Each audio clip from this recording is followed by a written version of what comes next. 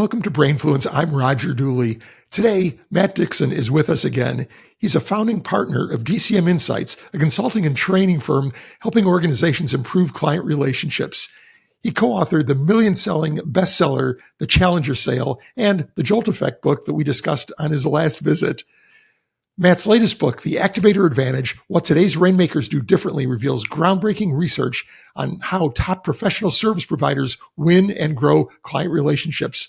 Whatever you are selling, Matt has some important insights to share. Welcome to the show, Matt. Hey, Roger. It's great to be back with you. Thanks for having me again. Yeah, so Matt, I'm curious, your other books have been focused on B2B sales to varying degrees.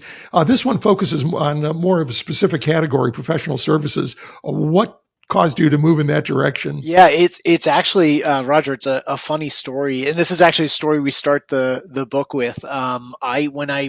When we wrote the Challenger Sale, which you mentioned in the your kind introduction before, which came out in 2011, I spent a lot of many years, and I continue to travel around the world and share that research with sales teams, B2B sales teams. Early on, I would say around 2012, 2013, I actually got a call to come in and present that research to a professional services firm. It was one of the big strategy consulting shops. I won't mention them by name because I think your listeners probably know who they are. They have a 1 in 3 chance of guessing who they are, one of the big ones. And I was called to present to their partner retreat. I never had a chance to talk to the organizing committee or anything like that to get prepped. They just kind of hired me, said, show up on this date, and away we go. And so I got up on stage and I started doing my presentation. I was about 45 minutes in. It was planned for a 60-minute presentation. And at 45 minutes in, there's 400 partners in this big ballroom. And the managing partner, who was sitting right up front, and turns out he was the person who had hired me to come and give the presentation, started waving his hands in front of the audience to try to get me to stop talking. It was very unnerving. That's never happened to me before as a speaker. I hope it never happens again. And I'm thinking, what is going on here? And I stopped. And to be polite, and everyone could clearly see this guy was trying to get me to stop talking. I said, "Please, I was going to take questions in a few minutes, but you got something on your mind. Go right ahead."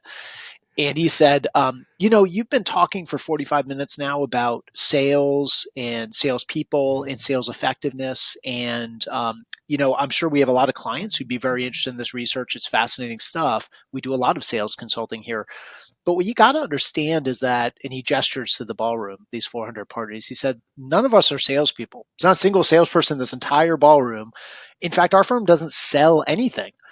And the only thing that I could think to say at that moment was, while I was thinking, what time is my flight home? The only thing I could think to say in that moment was, let's just stipulate to the fact that there's a mysterious process by which the client's money ends up in your firm's bank account. Can we just call it sales for the next 15 minutes? And so thankfully, you could hear a pin drop. He starts laughing. Everyone else laughs. And I said, okay, this is great. But it was funny because that was the moment I realized that this type of sale, which professional services folks who are basically selling their own expertise, right?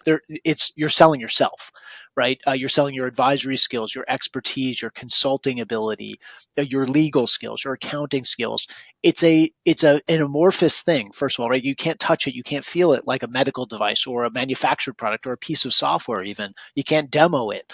And so it's a bit of a leap of faith. But the other thing that makes this really different is it's called in the professions a doer-seller world, because these partners, these professionals, these lawyers, accountants, consultants, they're not just selling the work, but they also have to deliver the work. So they're not even full-time salespeople. And candidly, a lot of these folks did not get into their professions because they wanted to be salespeople. They made partner, and then suddenly it was something they had to do. It's not something they enjoy doing, and many of them actually shy away from it. So that taught me right away that this segment, which is actually a huge sector of the global economy, is not a segment that I'm ever going to present our B2B sales research in again. So I spent the next 10 years avoiding invitations to partner retreats because I didn't have anything to share with these folks until now. So we decided to do a bespoke piece of research that was really focused on people who sell expertise as their job. And that's the Activator Advantage. Right. You're experience with a speech really sort of sends chills down my spine. The last thing anybody up on stage wants to have is somebody, apparently the big boss in the front row, frantically waving their arms and making you stop. It's a little unnerving. But it sounded like you handled that pretty well. And actually, the response reminds me a little bit of a situation when I was a very young engineer. I was probably 1 year out of college as an engineer. I went to a training seminar at some remote location, and what I found was that I was the only one from an equipment provider there. Everybody else were more the equipment consumers. Yeah. And when I got back, I mentioned to this sort of a grizzled old sales manager who had been there for a million years. I said, "Boy, you ought to send a salesperson to those things. There's a lot of potential customers there." And he looks at me and says, "We consider all of our people to be salespeople." There you go. The light bulb kind of went off then, but I was new, but I learned that. But Matt, you identified 5 kinds of people in the book. Can you briefly enumerate those? Sure. And just to take one step back, I think what's interesting is that we've entered this very unique environment, and it wasn't. I think the story is, I think it's unnerving for people like us, Roger, who do these speeches. That's part of our job, but it's amusing to everybody else. But as funny as it is, I think it was more than just personal interest is why we did this research. We've actually been tracking this space for some time, and there's something really interesting that's happened in professional services. That whole industry is kind of revolves on this axis, this assumption that if you do good work for a client, and if they like you and you've got a great relationship, they'll just keep coming back to you over and over again, right? It's a pain to go hire a new lawyer every time you have a piece of legal work, or a new consultant, or a new search partner, or a new investment banker, right? Or a new accountant, for goodness sake. So you just tend to go back to people once you've got that relationship. And I think what we found in our research is that kind of default posture of client loyalty, where we just assume clients are going to come back to us over and over again, that's starting to break down. And now when we go out to clients, 5 years ago, yes, most of them would agree. Of course, I'd go back to the same service provider. But today, it's a bit of a jump ball. In looking out 5 years from now, we ask these people, how likely are you to go back to the same firms if you have a great experience and you like the partners you work with? And only about a third of those executives we surveyed said, yeah, I would automatically go back. And so we're entering this world where the client's posture is increasingly one of disloyalty. And there are lots of reasons for that. It's not because firms and partners are screwing up. It's because there's lots of other alternate ways of getting service, right? Alternate service providers, these increasingly IT or AI enabled tech providers, outsourcers, boutique and niche firms that you never competed with before that are suddenly coming in and showing up and trying to steal your lunch from you. So there's a lot of options out there to clients, and clients are trying to get great value for money. So it's a much more competitive environment. So it was into this kind of backdrop. We asked the question, well, what does this mean for today's Rainmakers? What does it mean to be a Rainmaker today in this much more fraught client buying environment? We collected data from 3,000 professionals, lawyers, accountants, consultants, investment bankers, search professionals, PR consultants, et cetera. And we found, as you said, that every single one of them falls into one of 5 statistically defined profiles. So I'll go through them really quickly. So the first one is the expert profile. The expert is the person, as the name suggests, has a lot of expertise. They really pride themselves on being one of the leading experts in their space. So if you have this kind of legal issue, I'm the person you want to hire. If you have this, you're looking for this kind of support on a deal, I'm the investment banker you want to work with. And so these folks do a lot of public speaking. They post a lot of thought leadership. They publish in journals and things like that. They care a lot about rankings. So like in law, they care a lot about Chambers rankings, for instance, which is the annual ranking of best lawyers in different disciplines. And what they're hoping is that if a client has a specific need, the client will find them and then call them. So they tend to be very reactive, right? These folks are very reluctant business developers. They really don't like selling, actually. They kind of hang out a shingle and they aggressively wait for the phone to ring, as one CEO told us. So that means in practice, though, that by the time the clients reached out to the expert, they're probably also talking to a few other people who claim to be experts in the same space. And now it's a competitive, maybe oftentimes an RFP or structured purchasing process. The second profile is the confidant. The confidant I would describe as sort of an old school trusted advisor. So these folks, they try to build a moat around their clients by delivering great work product, great client service. They really bend over backwards for their clients. They aspire not just to build deep business relationships, but actually really personal relationships with their clients as well. In fact, a lot of these confidants, you would hear them, Roger, in the interview say, I this person, we went to law school together, or I went to business school with this person, and now they're my clients and I'm their service provider. So they have these very deep relationships, and their mindset is, as long as I bend over backwards for my client, deliver great work, and I have a really deep relationship, they'll keep coming back to me. Like I shouldn't. It would be unthinkable for them to talk to anybody else because we have a really tight relationship. Um, Now, what's interesting about these folks is they tend to have very sharp elbows inside the firm because they've invested so much in these relationships. They don't really like sharing them with their colleagues, so they tend to box other people out. Firms talk a lot about let's collaborate across practice groups and bring more holistic solutions to our clients. These folks are not about that. They don't put any notes in the CRM system. They don't invite anybody else into their client because they're worried that somebody might come in and screw it up for them, right? Because I've invested so deeply in this relationship, I can't have you mess it up for me. The third one is the activator. So as the name suggests, that's the winning profile. We'll get to that in a moment. But activators are very different from the expert and the confidant in a few key respects. So first, they're super connectors. These folks are very active on LinkedIn. They're big users of tools like LinkedIn Sales Navigator or Equilar's Exec Atlas to really manage their network as a strategic asset. So they're kind of building a stocked fishing pond and then harvesting work from that fishing pond. Um, they're also very active in live events. So these are the kind of folks who go to a conference or an event where a lot of partners will kind of stand in the corner and wait for a client to approach them and talk to them.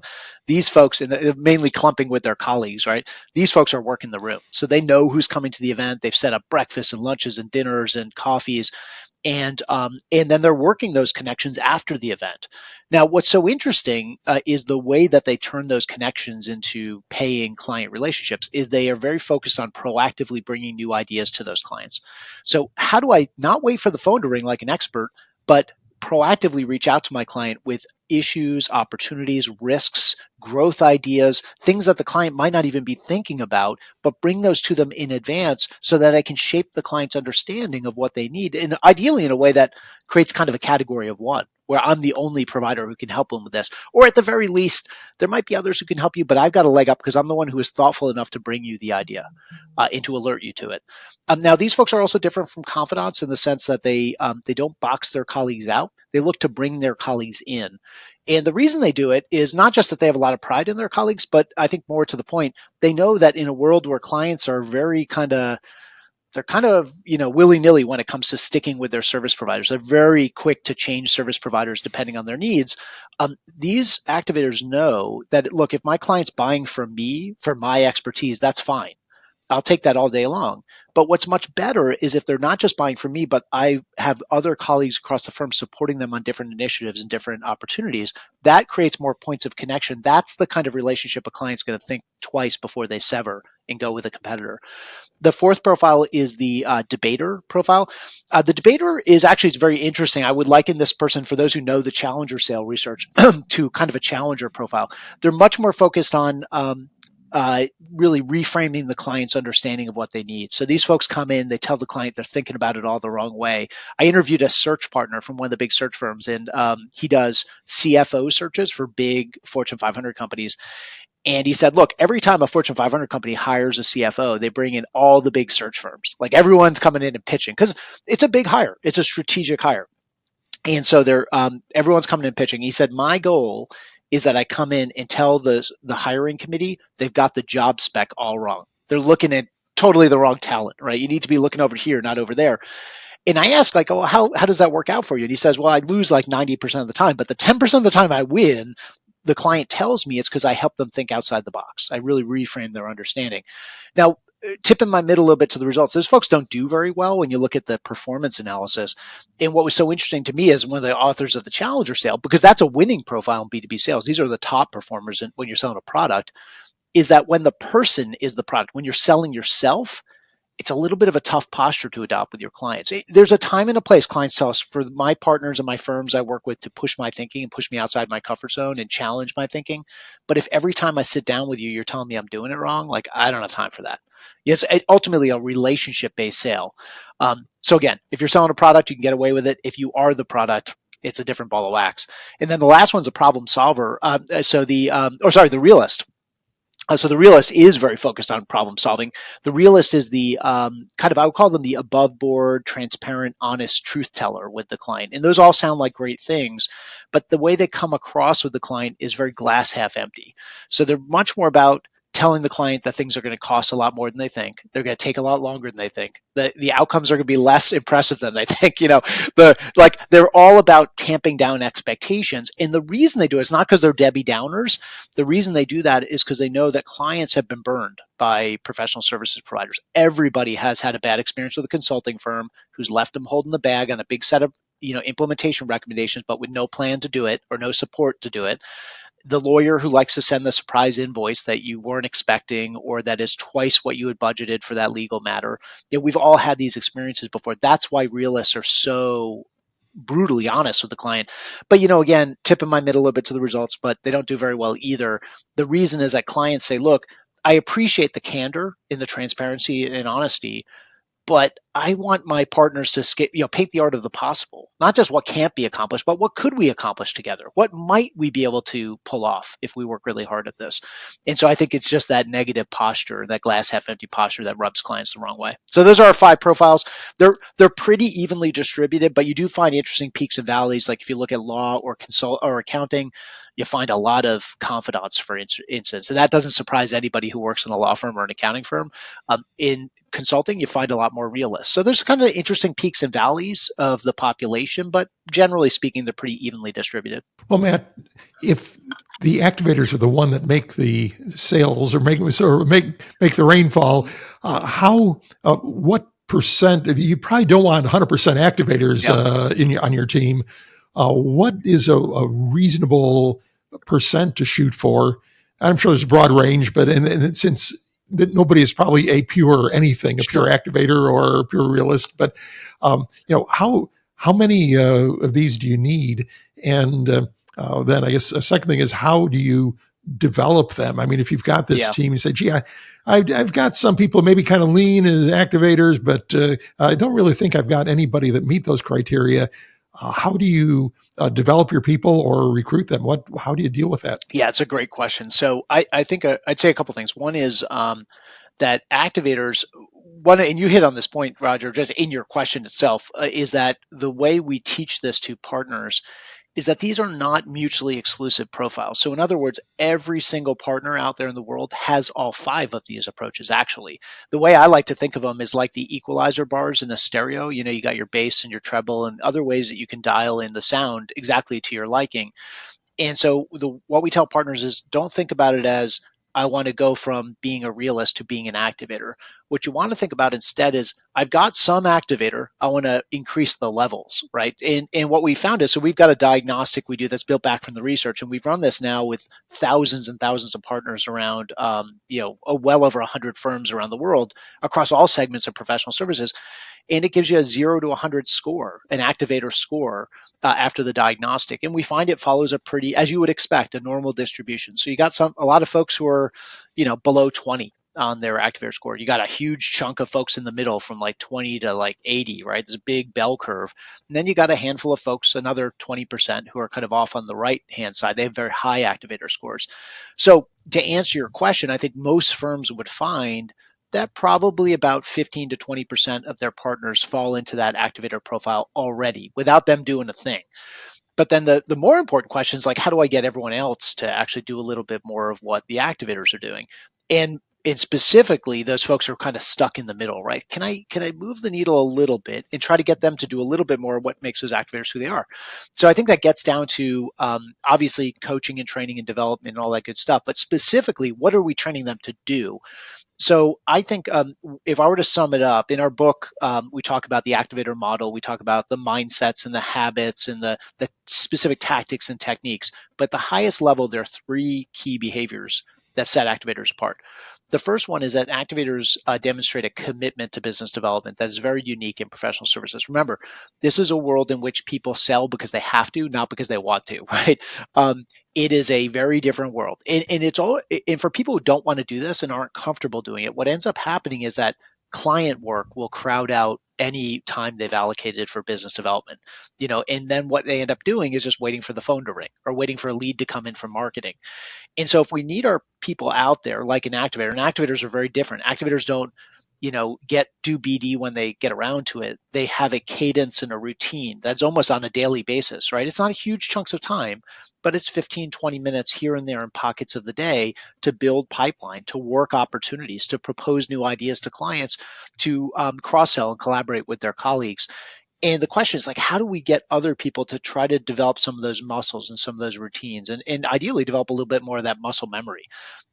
So the second piece that makes activators unique is that they connect broadly and deeply. So they connect, we mentioned this before, they're really purposeful, strategic builders and managers of their networks, but they're also connecting internally. They're always trying to find who's the colleague that has a really unique idea that my client might value, and how do I get that person in front of my client? And so developing that mindset around connection and bringing the breadth of the firm's capabilities to bear to a client, but also thinking about your network. And your network is not just a dumping ground for connections you get on LinkedIn. It is something you need to invest in, you need to strategically manage, because that's where your future opportunities are going to come from. And then lastly, the last behavior is that activators create value proactively. So this is all about not waiting for the phone to ring, but bringing new ideas to your clients proactively. So what is the thing that your clients need to know? What is the thing that your most advanced clients are doing using your support and your expertise that you wish every client could take advantage of? And by the way, if all those clients knew what that client knew, then you would have a line around the block of other clients who want to hire you for your expertise. But how do you teach them to value those opportunities? And that's all about trying to figure out, who are my ideal clients? What are the things that I know that my clients need to know? And then how do I craft that in a compelling and sticky message? And then use my network and use the different channels like firm events or industry conferences or LinkedIn to start to send that message out into my network, so that I can get some echoes back from those clients. So those are the three key behaviors, and I'll tell you that in our experience, there's a I think pervasive view in professional services, which is really unfortunate. You talk to firm leaders at some of the biggest firms in the world, and what you'll hear from them is stuff like, "Well, we've determined that you can't teach people to do this stuff. You can't. There are only certain people who can be rainmakers here, and some people are just not cut out for it."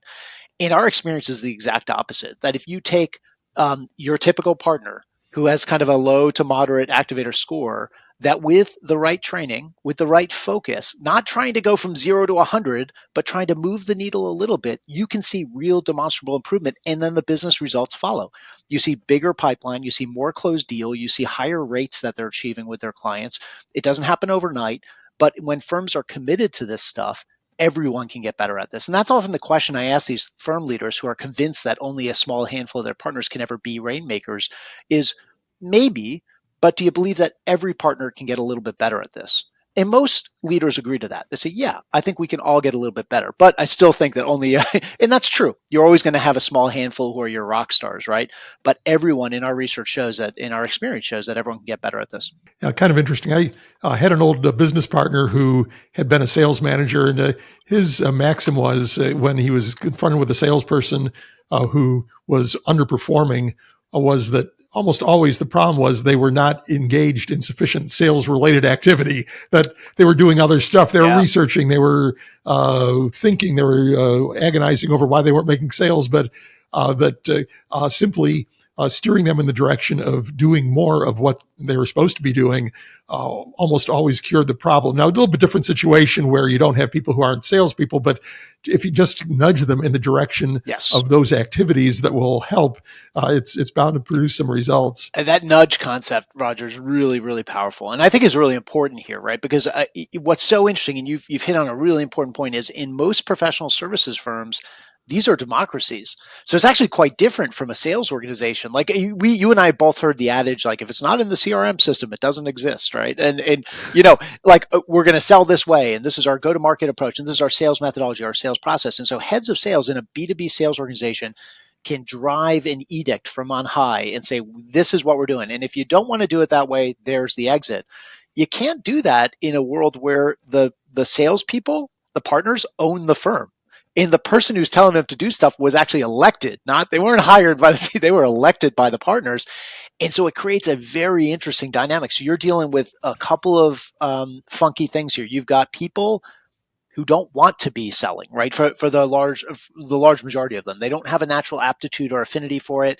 In sales, these people by and large chose sales as a profession, and so sales training is all about harnessing their desire into more of a productive end or outcome.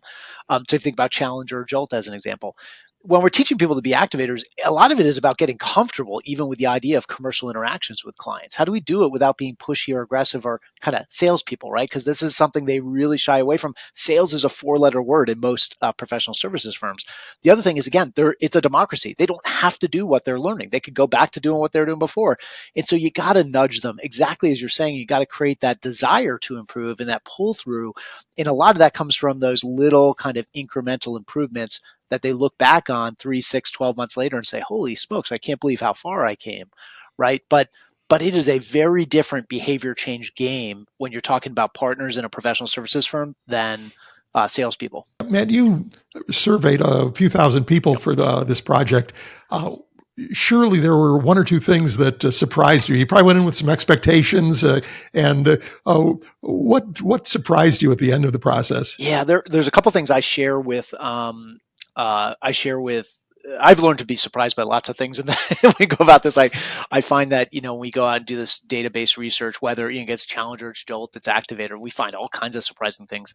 But I'll share with you a couple things that are surprising, I think, to partners. The first one that I think surprises them is that I think when they hear the research, they go immediately to this place of think about a law firm. In a law firm, you typically have a billable hour requirement as a partner, right? Your firm says you've got to bill this many hours and you've got to also develop new business within your current accounts and you got to land new accounts. And a lot of partners psych themselves out because they say, how can I sell or develop business when I've got so much delivery I've got to bill out for?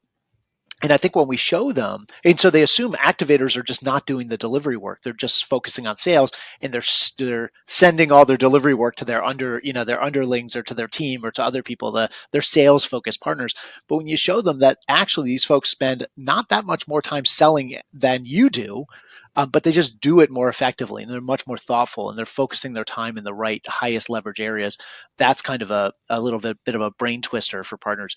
I think the other one, this one, I get lots of surprising reactions to. We collected a lot of client data through the course of this, and the biggest complaint by far that clients have of the firms and partners that they work with, whether it's law or accounting, consulting, any of these areas, the biggest complaint they have, and this just dumbfounds partners, is I wish I heard from my partners more often. And partners are hugely guilty of this mindset that they don't want to bother their clients. And so that leads to a behavior where they sit back and wait for the phone to ring. I'm going to wait for my client to realize they have a need, a risk, or an opportunity, and then they'll reach out to me for help. But what clients say is, look, I don't know what I don't know. I might be a general counsel, I might be a CFO, I might be a head of HR. I'm so heads down executing on my own plan and my own strategy and my own company. You guys talk to more heads of HR, CFOs in a week than I'm going to talk to all year. So bring those ideas to me. I rely on you to be a window into the outside world for me. And you know what? Their partners also then get surprised when they lose a deal to a competitor. Why? Because that competitor, that partner from the other firm, was thoughtful enough to reach out and make a client aware of an issue or an opportunity they weren't even thinking about. And those who are proactive are often winning that work. And so this, again, this idea that clients, it's not just that they'll tolerate it, they actually expect it and they reward it when you reach out to them proactively. They will always make time for a good idea that you have that they need to have. That just, I think, bowls partners over. I think a lot of salespeople say, well, of course. But again, they're salespeople. These are doer-sellers. These are partners in professional services. And that idea really surprises them. Changing gears, Matt, If I were peeking over your shoulder during the course of a typical day, how would I see you using AI? Oh my goodness, a great question. I found that AI has become this phenomenal research assistant for me, and wingman, wing person, if you will, co-pilot. I know that's a trademark term, but it's a powerful. Again, as a researcher, I find it to be a powerful supporting vehicle. I think so often, what I find. I'll just give you an example. We were meeting with a firm the other day, kind of specialty consulting firm, not a broad-based management consulting firm, but kind of focus in key areas. And the first thing I did was I went to their website. And I couldn't make heads or tails of it. I mean, it was like, because it was written by the marketing team. It's like, we're the leading global solution provider of like all this stuff I didn't really understand, but it sounded really generic and broad. And then I just typed the question into Chat GPT, like, what does this firm actually do? Who do they sell to? What are they best known for? And the insight I got back was way more targeted to my specific question, which is, where do these guys actually play? They don't play across the board, but I just couldn't tell from their website. And I think as a researcher, or even, we sell training around Activator, I wanted to know that stuff, but I don't have time to sift through that gobs and gobs of information.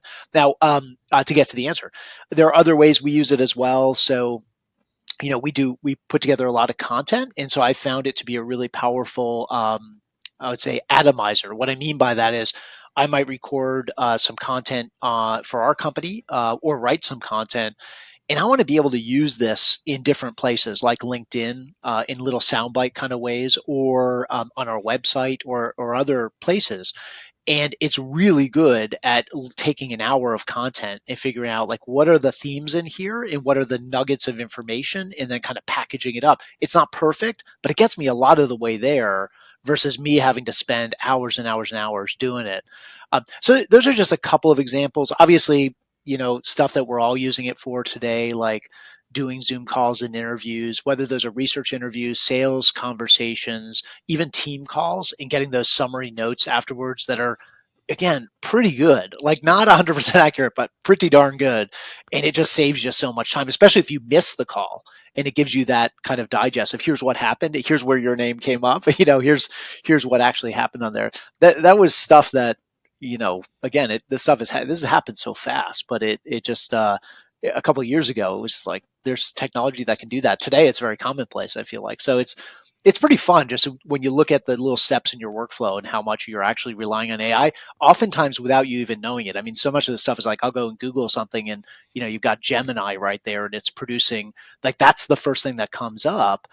And it's actually the result I'll rely on the most, versus having to read through or click through other links below. So again, it's just happening, woven into natural workflow now. This is the problem that website owners are facing these days. Nobody has to Sure. visit their website Yeah. anymore and get their product, look at their ads or whatever, however they happen to monetize. Yep.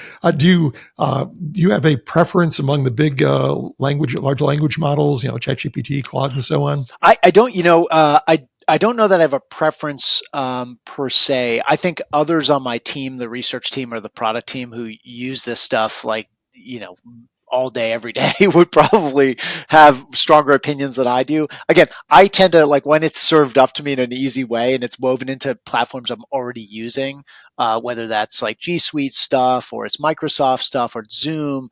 I just find that like amazing, because I don't have to go anywhere. I don't have to do anything. It's just like right there, baked into the platform. It's in the place I'm already working. Frictionless. Yeah. That's great, Matt. Hey, enjoy the new book and some great insights. Thanks, That Roger. I'm going to have to figure out how I can apply some of those myself. Although I am I guess, professional service firm of one, but there's some good lessons in there. For sure. So, Matt, how can people find you and your ideas online? Yeah, absolutely. So DCMinsights.com is our company, and there's actually a page there all about the Activator Advantage. So it's got a lot of resources. It's got interviews like this one. It's got some webinars we've done. It's got some content that you can download, and you can sign up for updates about book launch goings on, information for bulk orders as well, for partner retreats and things like that. And then connect with me on LinkedIn too. I love connecting with folks who heard me on shows like yours, and if you have a follow up question, I'd be happy to try to answer that for you. Or otherwise, let's just get connected. So I'm pretty active on LinkedIn. So Fantastic. Matt, thanks for being on the show. Thanks, Roger. Appreciate you having me.